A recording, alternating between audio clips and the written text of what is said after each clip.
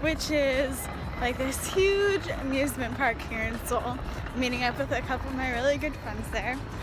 And this is like the biggest outing I've kind of done since being in Seoul, which is so sad, considering all the things people have been doing. But for me, that's okay because I've had to be taking care of myself. But it's hard going to an amusement park because like amusement park food. So stay tuned, stick with me. We're gonna do this together and hopefully have a lot of fun, and you'll get to meet more of my friends, and yeah, let's do this thing.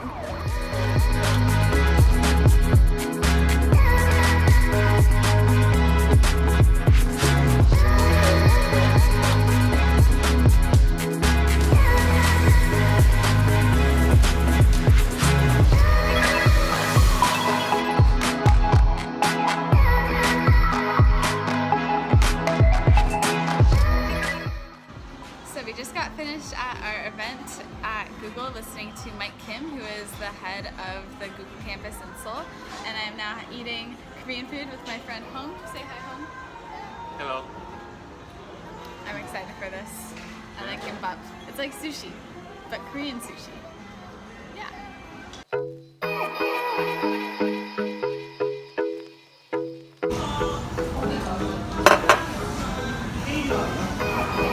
How do we eat this? I don't know how to eat this. Chopsticks. You're Asian. Chopsticks. I'm Asian. I can do this. I got this.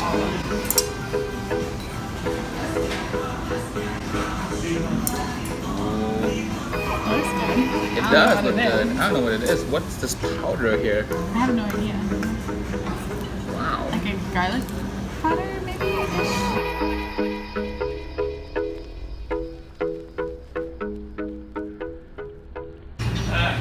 Cream cheese for taro with boba. With boba. Yeah. Cream cheese taro with cheese. Yeah. This is like One, yeah. You want Vietnam times 2 now. You want one? Okay. I'm so excited right now. This is the first boba place that is not Gongcha. That's not Gongcha. It's not what? In Seoul, Gongcha. Oh. That's the only brand they have here. Oh my god! He's so excited about his boba. And What? and we did this boba crawl when we were in Vietnam. He's from Vietnam. I visited him. And we went on this boba crawl. And it was insane. Oh, you weren't there for the boba crawl? Yeah, I was there. Oh, that wasn't there. cute. That Oh my gosh. wasn't me, Well, but now we're doing the boba crawl but- with Hung. I'm glad she appreciated my culture. We loved his culture. It was great. Hung was our lifesaver also. Like, we would not have survived Vietnam without Hung. In so many ways. Show me the boba. I'm gonna show you the boba. Oh my god.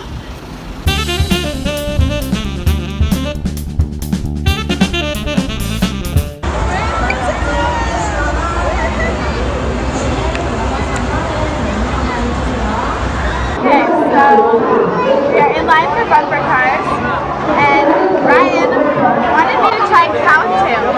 I've never had this before. It's a candy of some sort, American made even. And this is my first, second, I don't know how many challenges of the day, to have a spontaneous snack even though I just ate lunch. So, this is what I'm doing.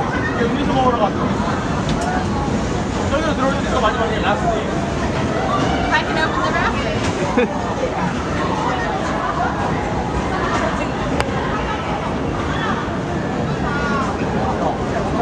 Good. I like it. Oh, it's like white chocolate on the inside. I love white chocolate. Good choice.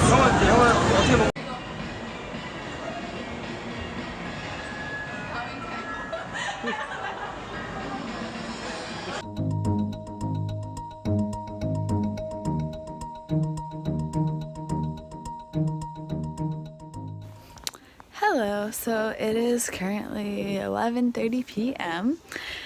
I've just been sitting here wasting away hours video editing for all of you. No, just kidding. I enjoy it. But I wanted to end today with a little real talk. So as you saw, I went to Lotte World and to Google, and I went out for lunch with my friend Hung and had spontaneous boba sips, a spontaneous snack, more spontaneous boba sips later on in the day.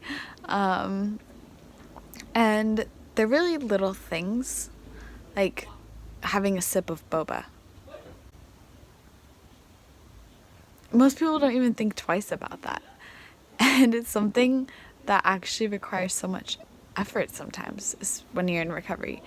And I want to acknowledge how big that is for me and how far I've come because I can do that. And it's still hard. And like, to be honest, I came home today exhausted from the day. Just, you know, I was on my feet all day. I was go, go, go. And it was awesome. It was fun. And I'm so happy I did it and spent time with my friends. And I'm still having a really hard time. There's still a lot of shame and disgust and negative self-worth, non-existent self-worth after the binge the other night. And yeah, like I can get through it, but that doesn't really make that go away, you know?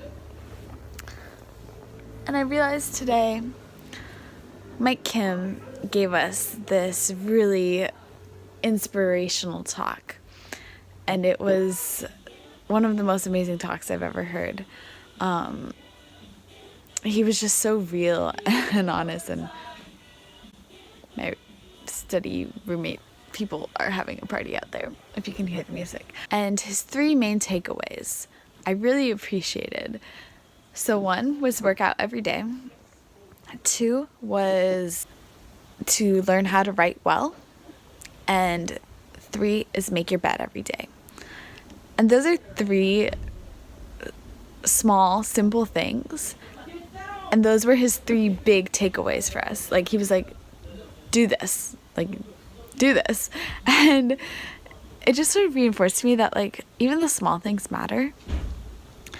Now, side note, or not so side, but note, the workout part. Depending on where you are in recovery, that's going to be different. There was a point in my treatment and my recovery that I was not allowed to exercise or even go for a walk longer than 10 or 15 minutes, and I had to be at an extremely slow pace. And you know, even now I struggle with working out, just having the motivation. You know, coming from someone who, as far as I'm aware, doesn't struggle with mental health issues, that framework for living your life is going to be different. And that's something, as someone dealing with mental health issues, I think it's one of the hardest things to learn to accept. But along the way, I think we have to. And so as far as working out goes, this could mean getting outside or stretching, or for me today, besides running around Lotte World, which was actually mostly just standing in lines, but I did 25 minutes of yoga that my friend led a class today. She like got her teacher certification over the summer, and she does little classes for us here at school. As far as, you know, being the only person who can put forth the effort and the work and, you know, putting yourself out there and going to networking events or pushing yourself even when you're exhausted, all of those things are great. And as someone in an eating disorder recovery, I don't have that same flexibility. I'm trying to learn how to be that flexible. And in order to take care of myself, I can't always be. And that's just the rash, harsh truth of it, is I can't always push myself, and I can't not eat for hours and just grind out an essay or survive on ramen or, as Mike Kim said, Ritz crackers and orange slices, because that's not going to be conducive to my needs. And we all have different needs, and that's perfectly okay. And I think it's really hard to learn how to be okay with your needs, and I'm definitely still struggling with that. More than I realize sometimes even. But you take what you can from people in their advice and figure out what works best for you. So for me, thank you, Mike Kim, for my main takeaways. Definitely the 3 you said, because A, I want to work out more, and I know it's just good for my mental health, and it's something I can do right now. B, making my bed every day, which I've already succeeded in doing. I do that every morning. And C, work on my writing, make it the best it can be. I love to write. I'm passionate about writing, so that's definitely something I'm going to work on more. And I'm going to try to put myself out there more and really realize, okay, like, this is like not where I was going, but this is what I want to say. He was talking about how in life you shouldn't have to balance these different parts of your life. It's not a work-home balance. It's not a personal, professional balance. I have notes. But he was saying your career is your life. Your purpose is your life. Like, it's not all so separate. Like, you are doing your work because that is your life, and you are doing being with your friends because that is your life, and you are making personal time because that is your life, and this is all your purpose. And he said it much more eloquently than I am saying right now. But, stop putting all this pressure on finding that perfect balance of doing everything, because in the end you make time for the things that are important, or you learn how to make time for that if you're struggling with prioritizing, which I do. And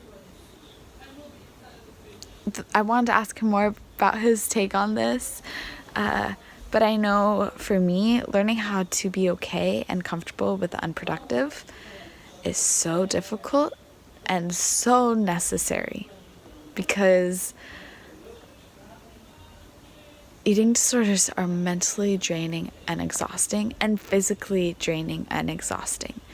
And sometimes you really don't have it in you to do anything.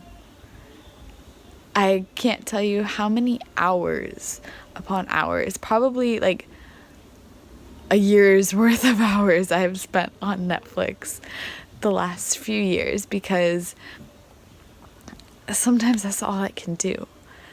That's the only thing that got me through meals or through a long day at treatment, was coming back and watching Friends, or watching White Collar, or watching, honestly, the entire Hannah Montana series.